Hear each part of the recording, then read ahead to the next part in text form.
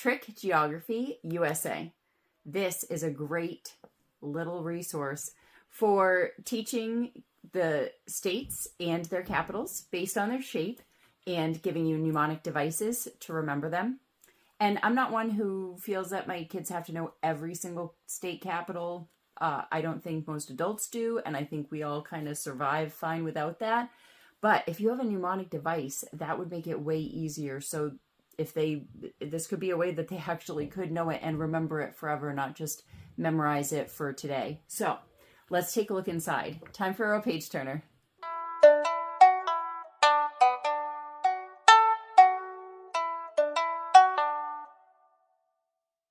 Looking inside Trick Geography USA, there are two books, the teacher guide and then the student book. So we'll take a look inside the teacher's guide first. In the beginning, it talks about how it works. It goes into optional activities that you can do to help your students learn. And then it breaks it up by states, capitals, physical features, and then there are tests at the end. Now the tests at the end of this book are the same tests that are in the end of the student book as well.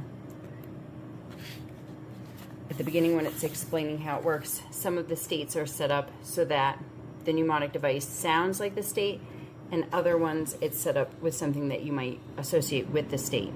And then they try to connect the capital with it as well. So for example, Pennsylvania looks like a box of pencils. The capital, she drew a hairy bird with pencils, would be the sentence that goes along with it. So there's a picture of a hairy bird with the pencils. As opposed to Florida, where you could associate it with an alligator, and you would tell the Aussie to look out for the alligator, which would be Tallahassee in Florida. So as you look through, there's the other ideas that they give, and then it's broken up into all the different regions that they're going to cover. Okay, so the first section, states. Again, they're showing you here how you would go over it. They tell you how you would teach this, have the student repeat different things, how you're explaining it as you go along. And then it gets into these pages here where it shows you all the pictures that they're doing and tells you all of the sentences that you can say to connect it to each state. Now, we use this right along with our other curriculum that we're using about the states, and just whatever state we were learning about, then we would turn to this. I would say this sentence and show them the picture and to help them memorize the shape of the state.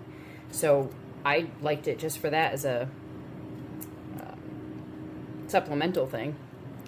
And then here it gets into the capitals, and then for features, physical features, bodies of water, things like that. And the test at the back, it's just a blank with fill in the letter for what state it is, and then what capital it is, and then the physical features. And then there are answers in the back.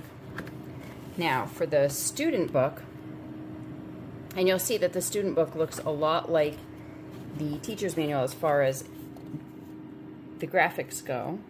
Here are the contents. It does the same thing. It tells how the maps are broken up into regions. And then here, though, it fills the whole page with the blank lines so that the student can fill that in. So what I would say is, if you're short on money and you can only afford one, just get the teacher's guide, because it does have all those same graphics in it. It's just a smaller with the blanks already filled in, but you can still show your student these pictures and they can still learn it by looking at it. But if you feel like the writing and the copy work, or if money is not an issue for you, then that's fine. Just get both books, because clearly they go together. So it goes through those states and capitals, and then again at the end it has those same tests.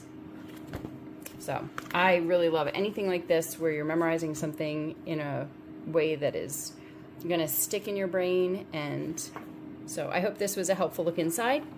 Remember that real life is messy and beautiful and better with books.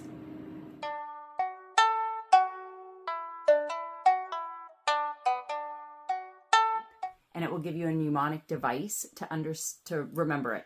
Understand? Ugh.